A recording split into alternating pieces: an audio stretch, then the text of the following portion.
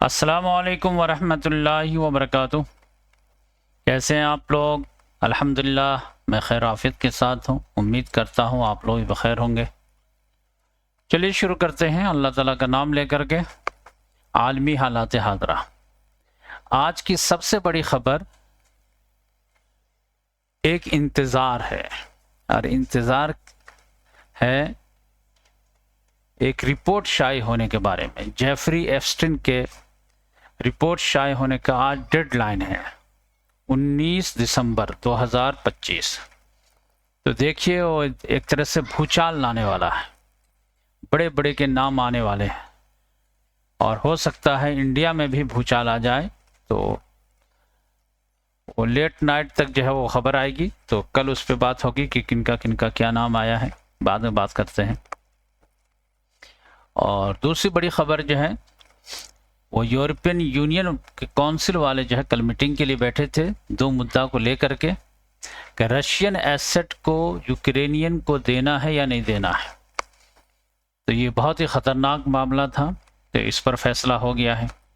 और कल वो लोग एक और मुद्दा लेके बैठे थे कि लैटिन अमेरिका के साथ उन लोगों का एक मुआहिदा होना है। 25-26 साल से ये चल रहा फ्री ट्रेड एग्रीमेंट की बात। अब पिछले साल बात मुकम्मल भी हो गई, अब बस हर कंट्री को रेटिफाई करके जो है उस पर अमल करना है। फिर भी जो है यूरोप के तरफ से एक जो है गो मगो का मामला है, कोई मुल्क कहता कि करना चाहिए, कोई मुल्क कहता है नहीं करना चाहिए। तो उसका क्या मामला हुआ, इस पे बात करेंगे। और वेनेजुएला का मामला यह है कि अमेरिका ने फिर हमला कर दिया है, अब 5 लोगों को फिर हिलाक कर दिया है, इस पे भी बात करेंगे। और आसिम मुनीर के बारे में मैं बताया था कि वो समझे कि एक तरह से ब्लैंक चेक दिया हुआ है डोनाल्ड ट्रंप को कि आप हमें बचा लो, आप जो कहेंगे हम वो करेंगे। तो अब ये पेमेंट की बात आ गई है। 2 मरतबा आसिम मुनीर ने जो है वाइट हाउस में जाके लंच किया है। तो there is no free lunch in politics. तब वो पेमेंट करने की बात है, और पेमेंट यही है कि जाइए और मुसलमानों को मारिए फ़लस्तीन में, और कब्ज़ा लेकर के जो है बेंजामिन नेतन्याहू को दिलाइए। अब समझ जाइए कि ये काम आसान हो जाता अगर इमरान खान जैसा जो है लीडर मर गया होता, लेकिन अभी वो जिंदा है जेल में। तो हो सकता है कि उसकी क़यादत में जिन लोगों को ये फैसला पसंद ना आए वो उनके साथ खड़े ना हो जाएं। गरचे आधा कांटा तो उसने निकाल दिया तहरीक लब्बैक वाले का, लेकिन अभी समझिए कि पीटीआई जो है बाकी है। तो ये मजहबी जमात वाले जो है पीटीआई के साथ अगर जुड़ गए तो ये मुसीबत हो जाएगी, क्योंकि पाकिस्तान की भी पब्लिक जो है वो समझिए कि धोखा खाई हुई अफ़गानिस्तान के मामले में। 2001 में भी जो है जनरल परवेज़ मुशर्रफ ने अमेरिका का एजेंट का किरदार अदा किया था, और समझ जाइए कि अफ़गानियों के ख़िलाफ़ जो है उसने ज़मीन भी फराहम किया और समझिए कि मदद भी फराहम किया। तो समझिए कि 25 साल के बाद फिर पाकिस्तान वहाँ पे खड़ा है कि अमेरिका के लिए फिर वो मुसलमानों के लिए जो है गद्दारी करने के लिए तैयार है। अब इस बार तो समझ जाइए कि फ़लस्तीनियों के साथ। तब आप समझिए कि 2001 में लोगों का लगाव अफ़गानिस्तान के साथ वैसा ही था जैसा अभी फ़लस्तीनियों के साथ। तो उस वक्त जो है उम्मत के उम्मीदों के बरक्स उसने पैसा कमाया था, डॉलर कमाया था, और अफ़गानियों को मारा था, जिसका खामियाजा वो खुद ने भी भुगता उसने। और अभी फ़लस्तीन के साथ गद्दारी करने जा रहा है, तो देखिए कि क्या हो पाता है। तो इन तमाम पे बात करेंगे। चलिए शुरू करते हैं अल्लाह ताला का नाम लेकर के एक। तो जेफरी एप्स्टीन के बारे में मैं बताया कि उसका मामला क्या है कि वो सेक्स ऑफेंडर था, और उसके जो है बड़े बड़े लोगों से जान पहचान थी। उसने अपना तरीका क्या बनाया था कि ये जो कैरिबियन आइलैंड है इसमें वो अपना एक छोटा सा आइलैंड रखता था और सारी फैसिलिटी वगैरह। अब ये बड़े बड़े पॉलिटिशियन वगैरह, स्टार वगैरह को वो लेकर के आता था और अपने आइलैंड पे उसको हर तरह की जो है खिदमत प्रोवाइड करता था। तो खिदमत देते देते मामला यहाँ तक बढ़ गया कि फिर जो है माइनर गर्ल को भी लाना शुरू कर दिया, नाबालिग लड़कियों को। तो ये जो है समझ जाइए कि अमेरिका वगैरह में एक बड़ा क्राइम माना जाता है, वरना जिना वगैरह उनके यहाँ कोई क्राइम वगैरह नहीं है अगर कंसेंसस के साथ। लेकिन माइनर के साथ अगर मामला ये है तो बहुत बड़ा क्राइम है। तो वो करता रहा, बड़े बड़े लोगों को फंसाता रहा, और वो मोसाद का एक क्लास एजेंट था, और फिर वो सीसीटीवी लगाए हुए था और सारे की वीडियो रिकॉर्ड कर लेता था, और फिर उसका पॉलिटिकल माइलेज लेने की कोशिश करता था। तो लेकिन गलत काम तो गलत काम में एक न एक दिन तो वो उसका इंकशाफ हो ही जाता है। तो फिर उसको जेल में डाला गया, फिर एक मतलब निकाला गया, फिर जेल में डाला गया, और 2019 के करीब उसको जेल में ही एक लिहाज से मार दिया गया और कहा गया कि जो है इसने सुसाइड कर लिया है। तो अब यह है कि वो उसके फाइल को दबा दिया। डोनाल्ड ट्रंप जब कंपेन कर रहा था अपने इलेक्शन का, तो उसमें कहा कि मैं उस फाइल को ओपन करूंगा, और जिन जिन के जो है अपने अपने आप को बहुत सफ़ेद समझते हैं और नीट एंड क्लीन समझते हैं, उनके नाम आएंगे। तो जब वो जीत गया तो उस पर जो है अब दबाव है कि वो फाइल को ओपन करो। और जब एलॉन मस्क से उसकी लड़ाई हो गई तो एलॉन मस्क ने भी कहा कि भाई इसको तो ओपन करना ही पड़ेगा। अब इतना ज़्यादा दबाव बढ़ गया है कि उसने कहा ठीक है चलो इसको ओपन करो। तो ये समझिए कि 19 तारीख जो है ये डेडलाइन है, 19 दिसंबर 2025। तो आज जो है, तो हम लोग थोड़ा आगे हैं, अमेरिका वगैरह पीछे है, तो आज जो है किसी भी वक्त जो है वहाँ के वक्त के लिहाज से ये फाइल ओपन होना है, और उसमें किसका नाम आएगा, पेंडोरा बॉक्स में क्या खुलेगा नहीं खुलेगा, गॉड नोज इट।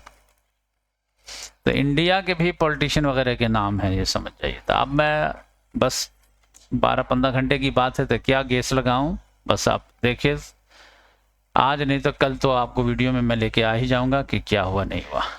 तो ये इसका जो है टिक टिक टिक टिक बम जो है वो समझिए हो रहा। तो इस पर नज़र रखेंगे, और इसके लिए तो आपको मज़ीद जो है 10-20 घंटा सफ़र करने पड़ेंगे, लेकिन है ये बहुत ख़तरनाक मामला। देखिए इसके बाद जो दूसरी बड़ी खबर ये है कि यूरोपियन यूनियन वाले जो है यहाँ पे बैठे ब्रसेल में, दो मुद्दा को लेकर के, कि रशियन एसेट को लेकर के दे देते हैं यूक्रेन को, और ये इससे जो है ट्रेड एग्रीमेंट। तो ट्रेड एग्रीमेंट समझ जाइए कि 1999 से ही दोनों का होना है। यहाँ पे ब्राज़ील है, पराग्वे है, यूरुग्वे है, अर्जेंटीना वगैरह है, ये सब मिल करके और यूरोपियन यूनियन। तो आज 26 साल से बात हो गई है, पिछले साल कंप्लीट भी हो गया, चलो हम लोग का ट्रेड हो गया, लेकिन अब प्रैक्टिकल होना है। तब भी ये लोग, कोई कहता है हाँ, कोई कहता है ना, फ्रांस कहता है नहीं अभी रुक जाओ, इटली कहता है अभी रुक जाओ, जर्मनी कहता है जल्दी करो। तो ये सारे मसाइल हैं। इनको जो है एग्रीकल्चर सामान बेचना है, इनको कंपनी का सामान जो गाड़ी वगैरह बेचना है, तो ये सारे मसाइल हैं।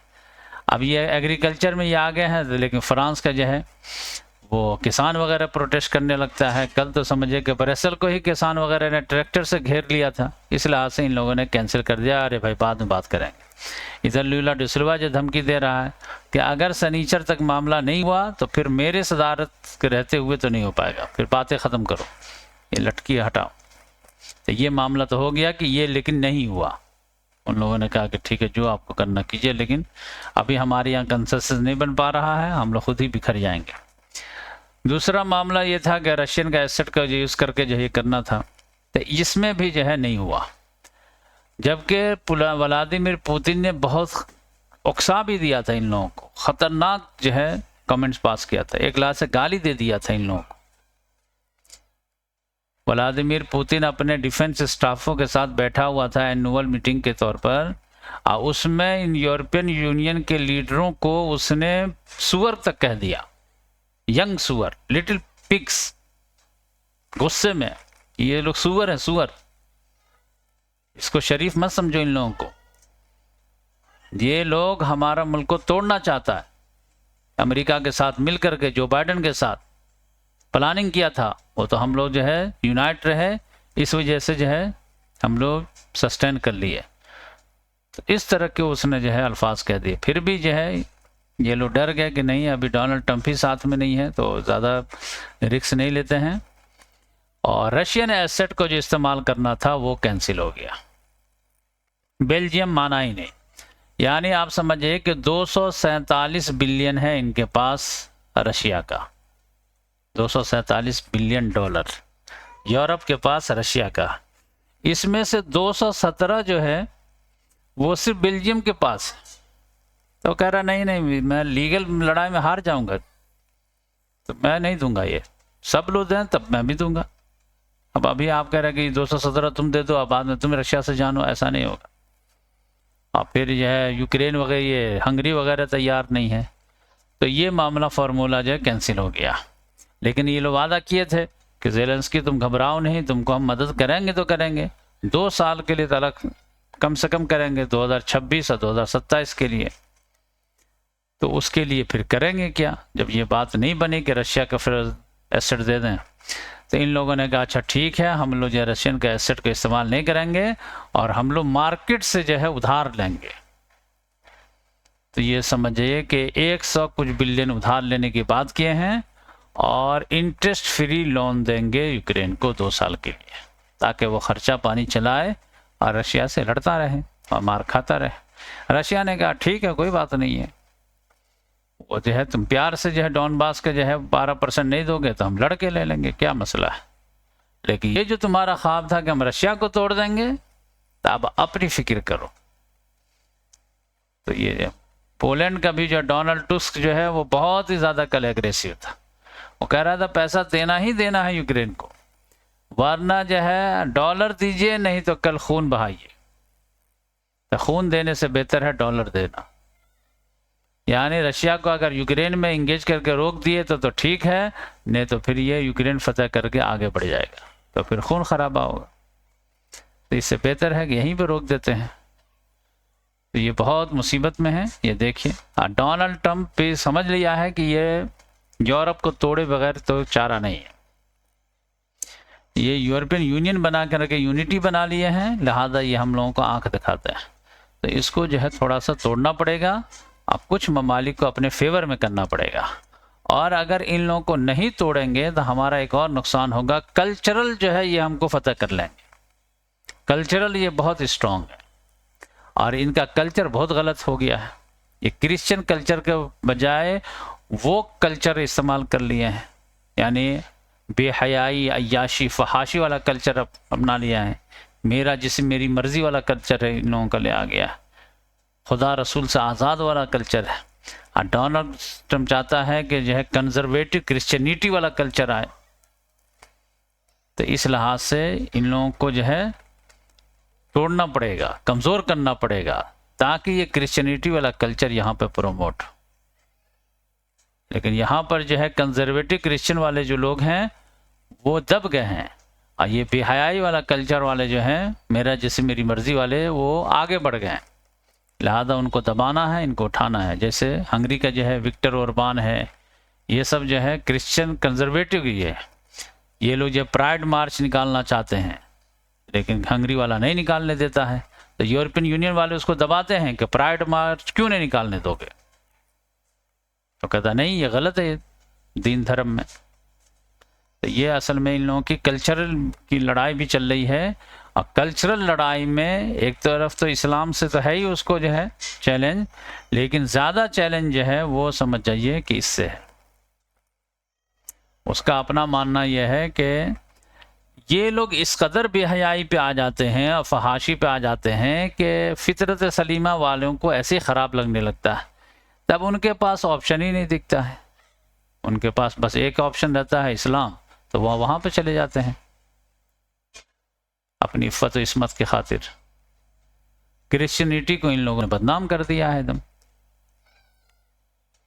तो इस लिहाज से इनको जो है ये ख़त्म करना चाहते हैं कि नहीं भाई, हमारे मज़हब में भी जो है इफ़्फ़त व इस्मत की बात है, शादी ब्याह की बात है, फैमिली वैल्यूज़ की बात है, और जो है ये समझिए कि शादी ब्याह की बात है।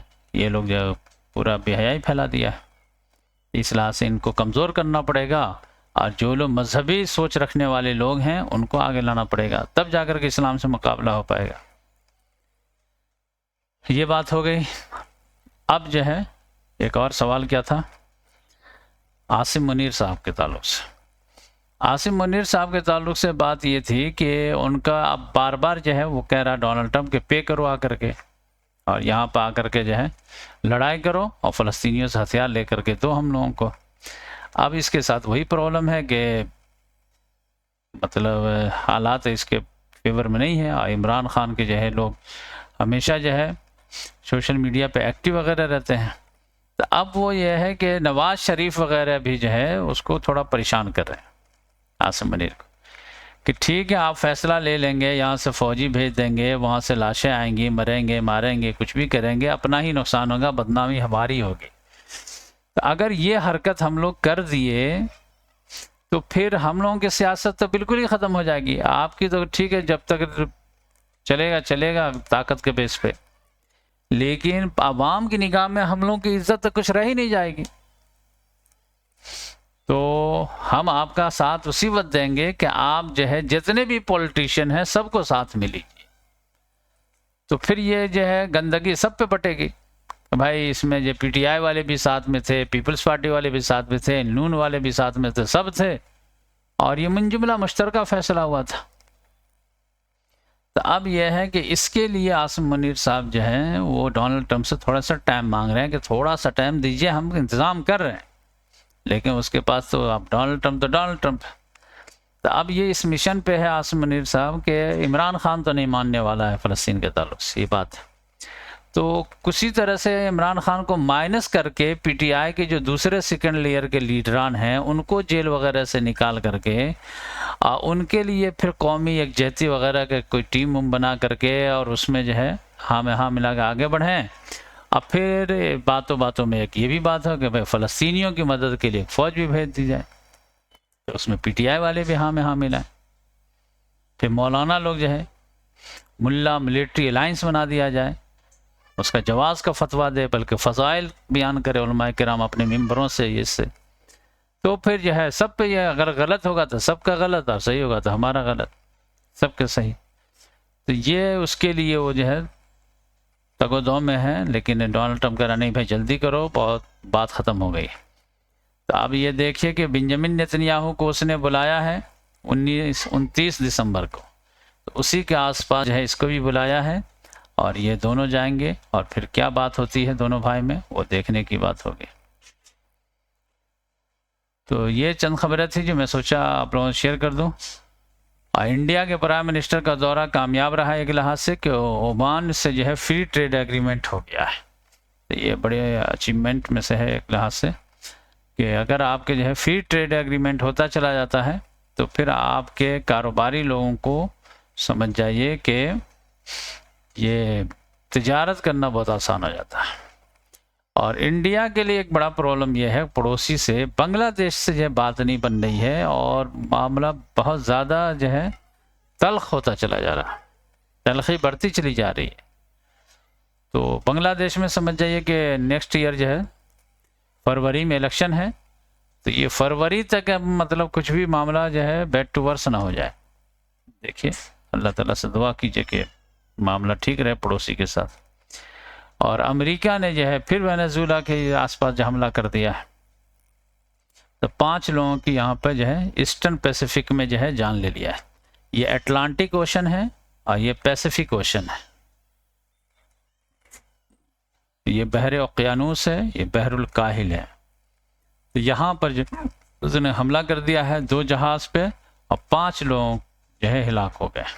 तो कुल समझिए कि 30 जहाज पर जो तकरीबन उसने हमला कर दिया सितंबर से, और 1 से 1 लोगों की जान ले लिया है इसके नाम पे। जबकि लोग कह रहे हैं कि वो जो ड्रग ट्रैफिकिंग वगैरह के जो नाम वगैरह दे रहा है, लेकिन इसका कोई प्रूफ नहीं है। निकोलस मडोरो कह रहा है कि ये सिर्फ हमारे गवर्नमेंट को लटने के लिए बदनाम कर रहा है, वरना ड्रग ट्रैफिकिंग का कोई बड़ा मसला है ही नहीं। ये गलत बयानी कर रहा और कह रहा नहीं, उसने पूरी गवर्नमेंट को फॉरेन टेररिस्ट घोषित कर दिया है। तो ये है कि बिगड़ती है जब जालिम की नीयत, नहीं काम आती दलील और हुज्जत, ये मामला है।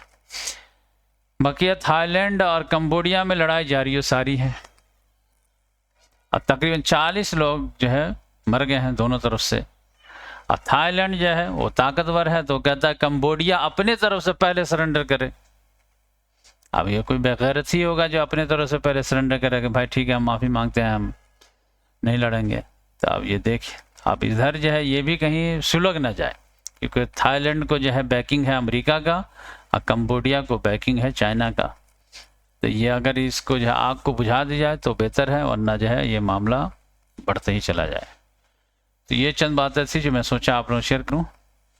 और ये ऑस्ट्रेलिया में जो समझे कि शूटिंग वाला मामला हो गया था, तो एंथनी अल्बेनीज़ी ने अब एक कानून बनाया है कि लाइसेंस के नाम पे जो है हम लोग बहुत सारे बंदूक वगैरह बांट दिए थे, तो अब लाइसेंस वाली भी बंदूक हम लोग वापस लेंगे।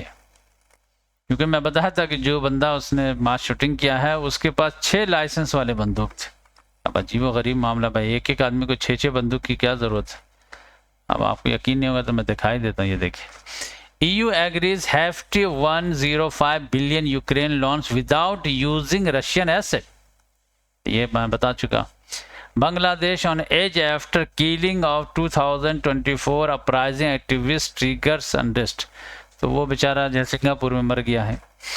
ये देखिए, 5 killed as US military destroyed 2 more vessel in Pacific Ocean, 2 और को मार दिया। ये देखिए, Australia PM Albanese launch gun buy back plan after Bondi beach attack. ये देखें, EU delays trade deal with South America's Mercosur bloc as farmer protest. तो ये देखिए, मर्कोसर जो है इसका नाम है। तो ये मामला है। तो आज के लिए इतना काफ़ी है, फिर मिलेंगे इंशाल्लाह नेक्स्ट वीडियो में। और आज इंशाल्लाह ये जो है 6 लोग Palestinian action hunger strike are dying in prison UK doctor, तो इन लोगों को शायद गिरफ्तार कर लिया गया है और ये लोग हंगर स्ट्राइक पे। जिनको डायबिटीज़ है वो एक दिन खाना खाते एक दिन नहीं खाते हैं, तो इनकी सेहत जो है वो बहुत ख़राब हो गई।